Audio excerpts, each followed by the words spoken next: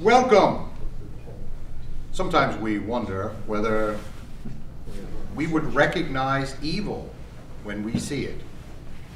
Often we say, oh, of course we would be able to recognize it. It's evil.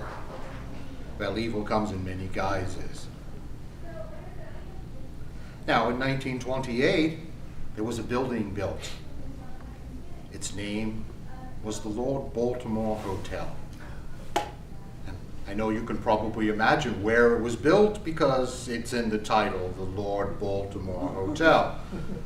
Right around that time, there was also a significant portion of American history that happened. It was called the Great Depression. Maybe some of you have heard of that. No? Yes. Now, the Lord Baltimore Hotel was sort of the height of luxury. It's still sort of pretty swanky, but at the time it was the ultimate. Now, several of the people went there knowing they probably really couldn't afford it, but they didn't end up thinking they'd ever have to pay their bill, because the Lord Baltimore Hotel is haunted, as many of the people used it as their exit strategy. They went there and had one last good time and committed suicide. Now, I have some of the pictures of some of these people that were at the Lord Baltimore. Look like they're having a good time, yes? Yeah. I'm going to have you touch the back of one of these, and I'll continue. This one? This one right here. Is that the one you want? This. Make sure you get this one. Excellent. Now, three of the people we're going to talk about from the Lord Baltimore were a mother, a father, and a small girl. The girl's name was Molly. Now, Molly's one of the famous haunts of the hotel because, unfortunately, her parents and her ended their lives at the Lord Baltimore. Now, some of the people would say they all went up to the roof and jumped together. That's the fairy tale story. Some of the other people think it's a little darker. They think they went upstairs and the father decided for them. The reality is even darker. You see, because they did go up to the 19th floor, but Molly decided she was going to play a game on the ledge. And when her parents went to retrieve her, she took them both with her. Now, Molly's still at the Lord Baltimore. And she plays games with people sometimes, hide and go seek, things like that, looking for her ball. She always stays towards the 19th floor. Now, you selected one. This is Molly. What did you choose? Molly. And this is the Venetian room of the hotel. This is the ballroom.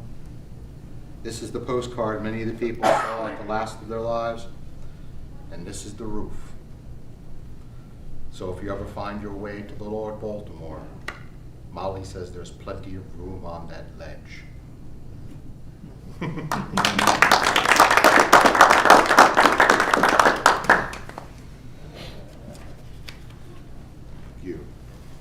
Our next tale takes place at a southern town, much like this. It takes place at a diner. There was a young man, his fiancée, and her two parents. Now, the parents sat down with the young man as he wanted to marry their daughter. And they said, well, we've heard about you. I'm sure you've heard about us. Now is the time. We're going to ask you a few questions. And he said, well, you know, I was brought up in a very strict household. And my parents often joked many times that I would actually become a priest till I met your daughter. He said, but I researched my family trade looking forward on my communion. He said, I found some interesting things. This took so much time, it led into my confirmation. He said, I found my birth certificate. He said, and I found all the medical records, but the medical records mentioned a weird word that I hadn't heard. Vestibular twin. He said, I didn't know what that meant, so I looked it up. He said it meant that I was supposed to have a brother, but in the womb, I absorbed him. He said, that kind of disturbed me, but nobody in the family would talk to me about it. So I went and sought out my uncle, who happened to be a priest. And he said, yeah, you were sort of the talk of the family for quite a long time because of what happened. He said, but unfortunately, you're what's called a reprobate. He said, well, what does that mean? He says, from the beginning, you're damned. He said, well, I haven't done anything. He said, no. Like Cain, you murdered your brother. So there's no real hope for you. He said, well, that's kind of harsh words, and he went away feeling really terrible. Went to sleep that evening and had a horrible dream. You might call it a nightmare. In the dream, he actually went to the gates of heaven, and there awaiting him was St. Peter. St. Peter was actually holding his birth certificate, and alongside of him was his brother. And he said, well, unfortunately, to get into the gates of heaven, you have to have an admittance ticket.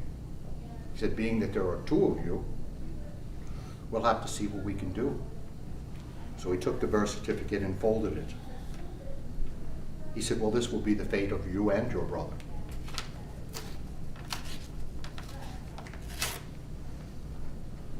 You're going to play the brother that didn't live. This is the fate of the brother that did live. I love Myrtle Beach humidity. Now you can open that up as I arrange the fate of the one that did live.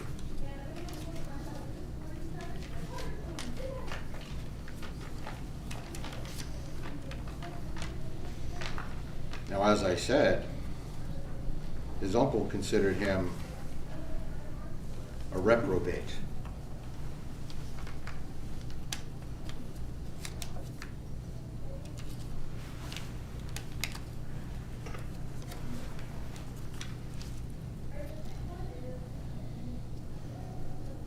Which meant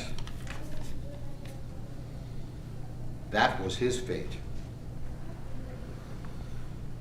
Well, the young man sitting in the diner looked at his two future in-laws, and a waiter came back to the table, and the young man looked up to him and said, you might as well bring me a double. I'm drinking for two.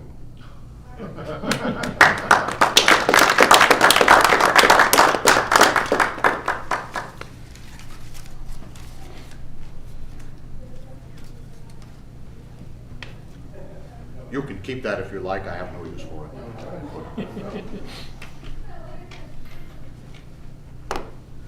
Now, I often go in search of strange and unusual bookstores. One of my favorite bookstores, though it's far away from here now, is in a place called Providence, Rhode Island. It was down a side street.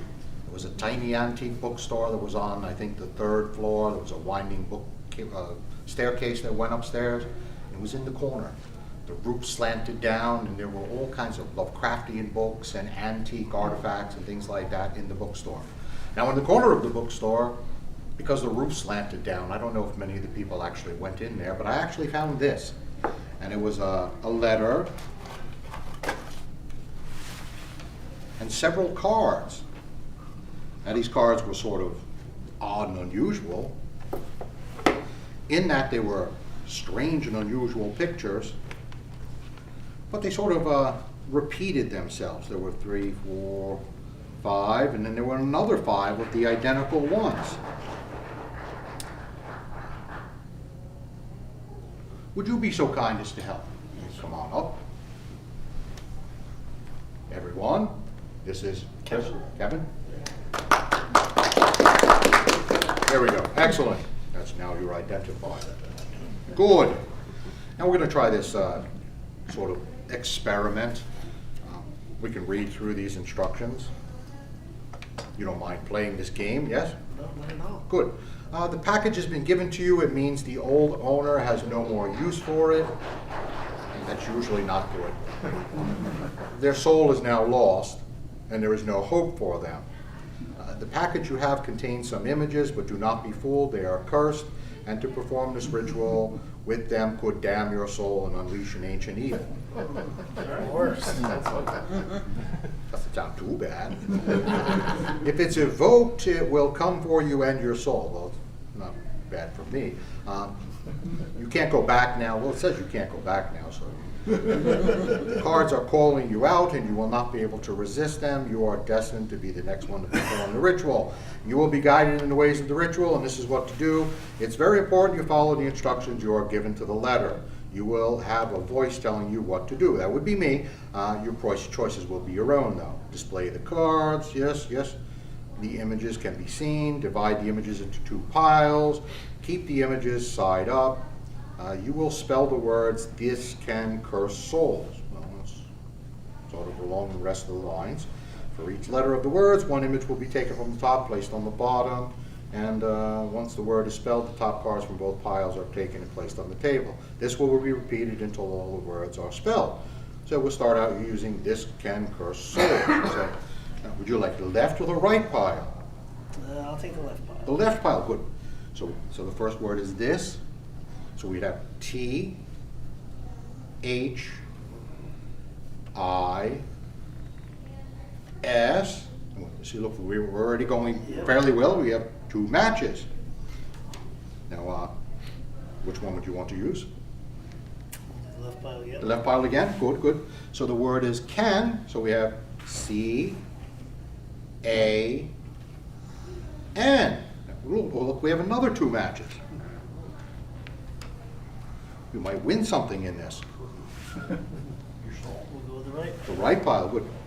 A curse, we have C, U, R, S, E, and we have another match. So which? We'll go with the right pile again. Right pile? Souls, S, O, U, L, S.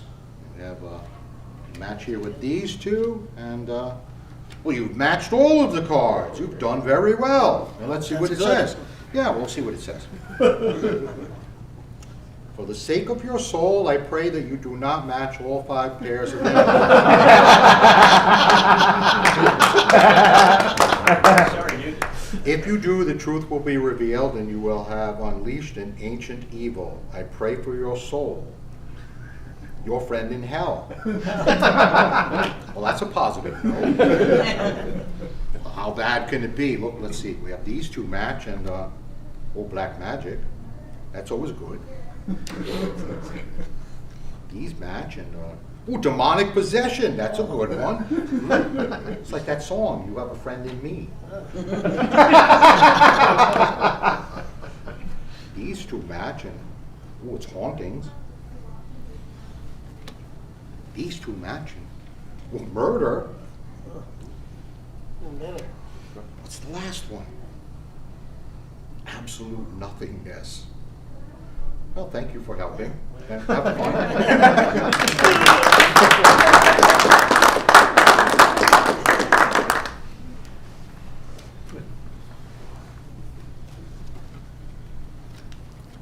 Wasn't that bad, see? Use anything tangible. Let's see, who do we have can help us? Christopher, would you come up, please? Love to. Excellent.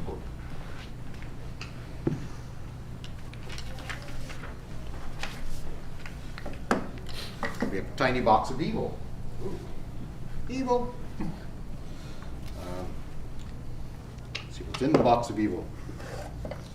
So we have some cards that are from the Ars Goetia. It's always good. And before we deal with demonic forces, we always use our Seal of Solomon ring. You have yours with you? Solomon seal, but I'm sure it'll be fine for me.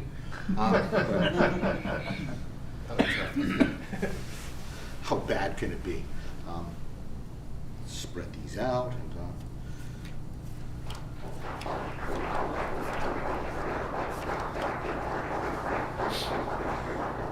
we have a scroll, and I don't know, do you want to bother to read it, or do we want to just, get on with the summoning the demons? What do you guys? I'm on for some of the Read demons. the manual. You should read it. Dearest friend, please heed my warning and bear my words. I have much to tell you and so little time to tell it. I've been meddling with things I did not fully understand and fear that I must pay the highest price.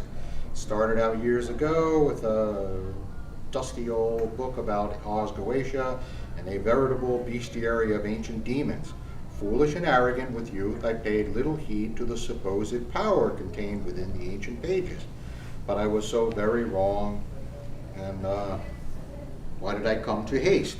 I followed so many of the unhallowed rituals in a foolhardy attempt to evoke the demonic forces contained within in order to do my bidding and await the powers it promised. That sounds good. These are the worst motivational speakers. It says that, the service serious error had been resided. I took the associated demon. Well, let's just read the rest when we're done. Yeah. Okay. Trivial. So I'm going to touch two, and then you'll eliminate one, and then we'll do the same until we get down to one demon that we'll work with. Yes? Sure. Good.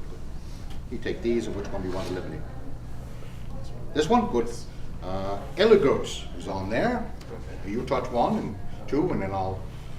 These are. Take this one. Astaroth. This one. Burr. This one. Gremory. Good. Ronway. This one.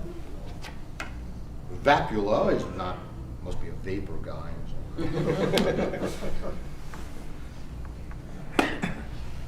This one. Marchios. Well, there's two left, and it's my choice, so let's take this one away. Seer.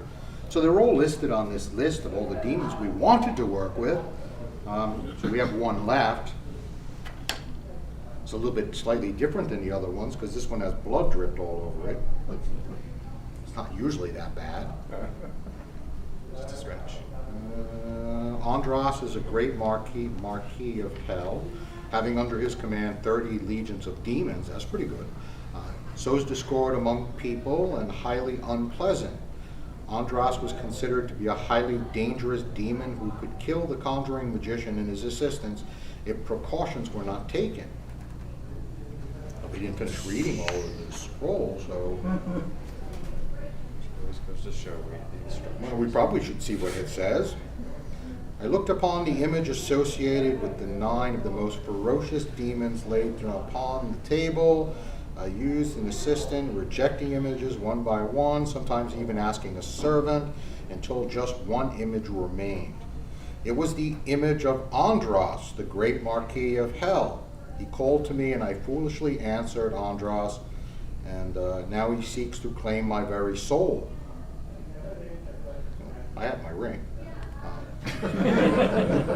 He is a highly venomous demon and truly skilled in using people's anger against them. Do not evoke him and do not gaze upon his image, or you shall suffer my fate. May God guide you and protect you. Yeah, maybe we should have read this before. Well, I got this paper over here.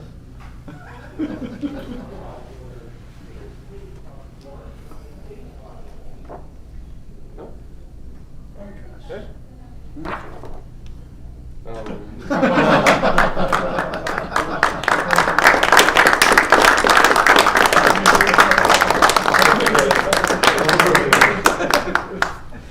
That's my portion of this evening's entertainment.